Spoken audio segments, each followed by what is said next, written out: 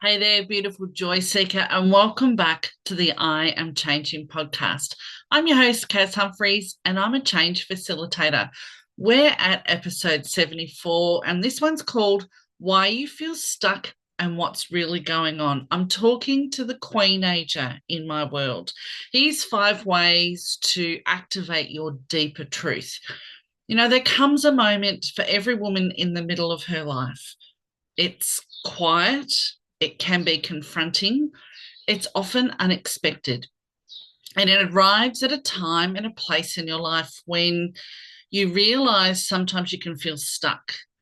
And it's a total time warp with a step to the left and a jump to the right.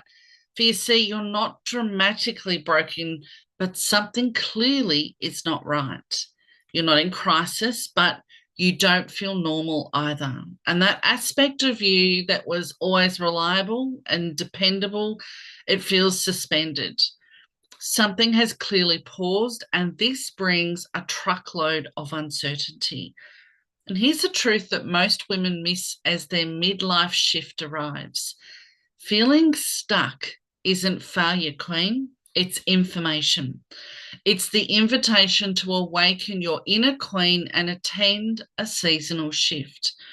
For many women, especially queen ages, and when I talk queen ages, I'm talking about the lovely ladies who are navigating perimenopause and menopause, those that are in the middle age, the empty nesters perhaps.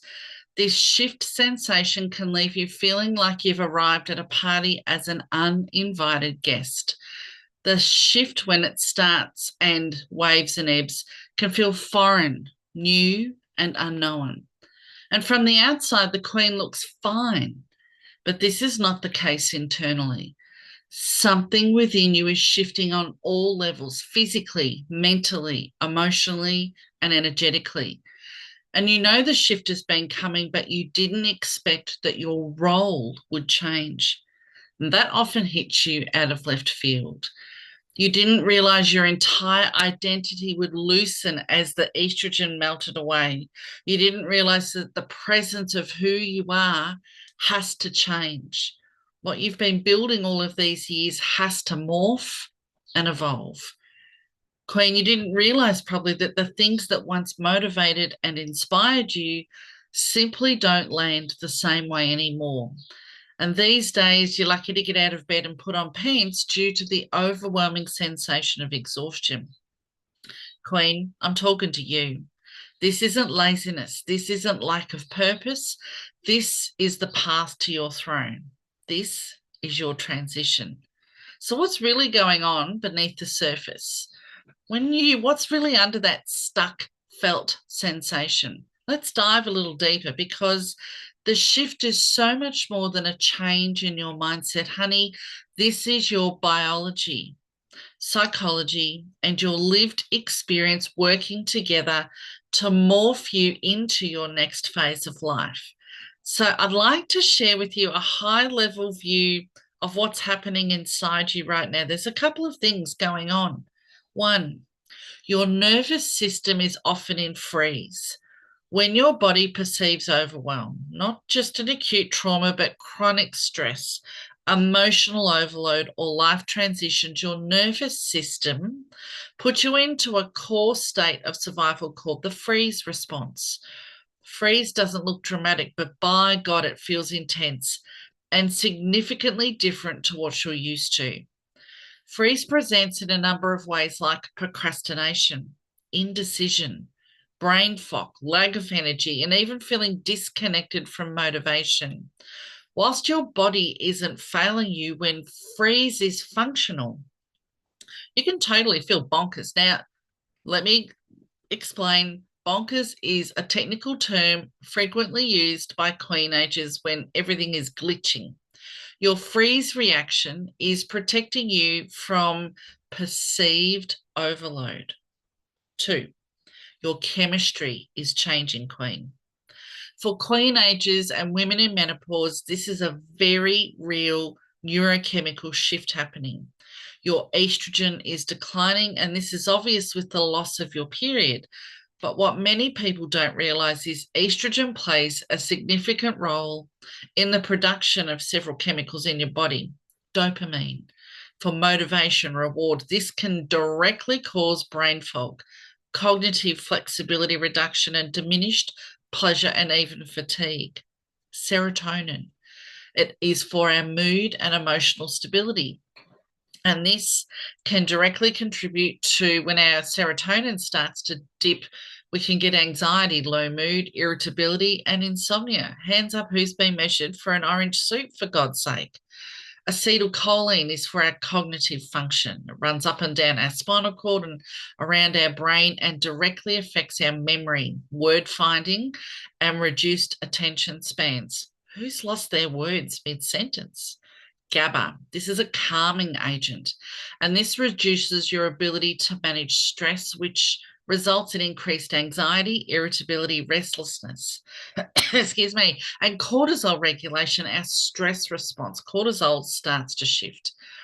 Estrogen is a hormonal gem that has long acted like a kind of social and emotional buffer, supporting nurturing behaviors, adaptability, and responsiveness to other people's needs.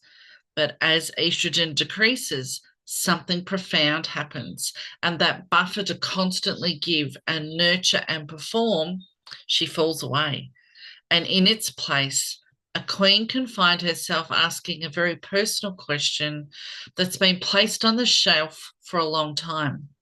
What about me? Women are wired to nurture and give, and when that hormone subsides, she begins to realize that she may not have received any of that love that she gives out for herself. So, asking this question can generate a sensation of feeling like she's lost. But what's actually happening is the beginning of your self realignment. 3, you're running old emotional patterns on a new version of you. Okay, so we've touched on biology and your endocrine system. Now let's explore your subconscious mind that is designed for efficiency. The human brain is complex and will run patterns to reduce time and energy spent creating new patterns. Your subconscious mind runs patterns based on your past experiences, conditioned beliefs, and learned safety strategies. When your brain thinks that there's a saber-toothed tiger in front of you, it's not going to lay down a new road. It's going to revert to the old map system to get you out of there. So even when you want to change, that freeze response will drive the subconscious reaction. We've never done that before, so that's not safe. This is your cue for the old, unwanted, unprocessed emotional baggage, such as fear of failure, fear of success, fear of low self-worth, fear of being seen or judged, fear of outgrowing your identity, unlovable, rejection. The list goes on. The outcome of exposing those fears, even if they're still up subconscious, is that your nervous system doesn't feel safe. And on the conscious level, you feel stuck and unable to shift, not because you can't move, but because your program's holding the belief it's not safe to. So here's 5 strategies to support gently moving the queen to her throne. A queen should set her own pace, not by forcing or pushing herself harder. The shift is an invitation to be kinder to yourself. Sister, you need to learn to work with your body, soothe your nervous system, and remain observant of the rising thoughts and feelings that aren't positive. A queen should not work against herself in her mind or in her body. Her role is to restore order to the lands that she governs. So the first suggestion is 1, somatic movement to release the freeze. Queen, your body holds the freeze state. So begin nurturing the nervous system. Try some gentle shaking, some somatic shaking. Try stretching like yoga or Pilates, or some slow intuitive movement. Go for a walk in nature. Gentle movement signals to your nervous system it is safe to unfreeze and to move forward. Second tip, breath activation. When you feel flat or frozen, your breath often becomes shallow. Cue the vision of the hyperventilating meerkat running startled across the savannah to escape the tiger. How does he breathe? And he's just, he's stressed himself out. There's no shortage of free breathing techniques available. The key to breathwork success is to continually practice to regulate your nervous system in the present moment. Breathwork isn't about curing your stress. Purposeful breathing is designed to help you become present in this moment and observe your internal world and reset out of freeze into safe. When you activate your freeze state, your brain will delve into the memory bank and locate an earlier program developed that mimics your current situation. Therefore, this means you could be reacting to nothing right now. It's just something has triggered a memory. So here's the game changer. To switch out of freeze and reset your vagal tone, take 2 short inhales through the nose, hold, and do a long, slow exhale, breathing out as if through a straw. Let me demonstrate.